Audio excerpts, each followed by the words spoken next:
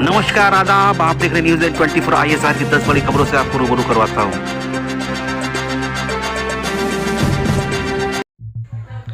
समुद्री यस तूफान आई और गुजर भी गई, लेकिन आज भी अपनी बर्बादी के निशान छोड़ गई।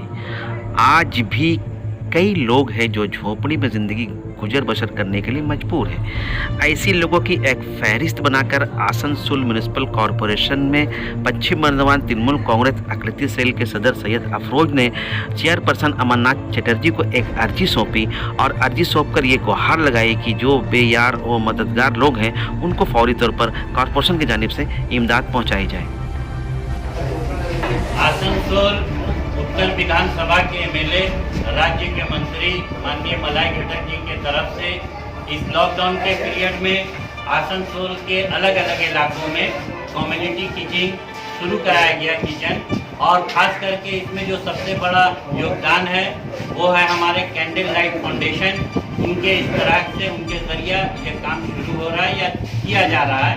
आज आसनसोल रेल पार वार्ड नंबर 26 बाबू तालाब में कम्युनिटी किचन शुरू किया गया है और यहाँ रोजाना 200 लोगों को दोपहर का खाना खिलाया जाएगा। इसमें कैंडल लाइट फाउंडेशन के साथ साथ इस वार्ड से ताल्लुक रखने वाले तृणमूल के जितने भी लीडर, लवर्स और सपोर्टर्स हैं, सबका भरपूर ताउन है। और हम लोग उम्मीद करते हैं कि हमारे इलाके के एमएलए और राज्य के मंत्री मलाई घटक साहब ने अपने आवाम के लिए, गरीब लोगों के लिए ये जो खाने का बंदोबस्त कराया है, उसका शुक्रिया अदा करते हुए ये उम्मीद करते हैं कि ये कम्युनिटी किचन बाज़ाब्ता लॉकडाउन के पीरियड में चलेगा और लोग कम से कम दोपहर का खाना पेट भर खाएंगे यहाँ आकर। और इस तरह से माँ माटी मानुष का जो वादा है कि बंगाल का कोई भी आवाम भूखा नहीं रहेगा, इसको हम लोग पूरा करने का कोशिश करेंगे। खुशनसीब होते हैं वो इंसान जिनको हज की सादत नसीब होती है।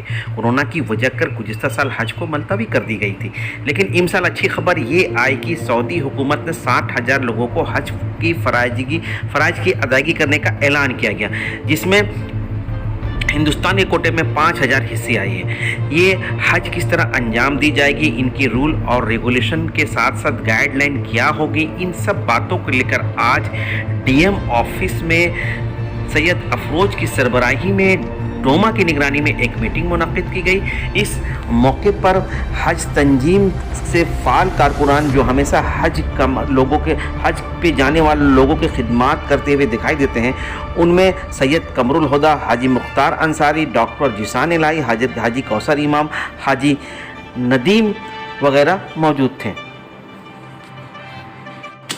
इस मौके पे DM ने बताया कि कोरोना की फैलाव को देखते हुए जो गाइडलाइन तरतीब दी जाएगी वो तमाम गाइडलाइन को मानकर ही हुज्जाज कराम हज की फ़राइज़ की अदायगी करेंगे। और लगभग ये बताया जा रहा है कि 5 लाख रुपए हज की लागत आ सकती है।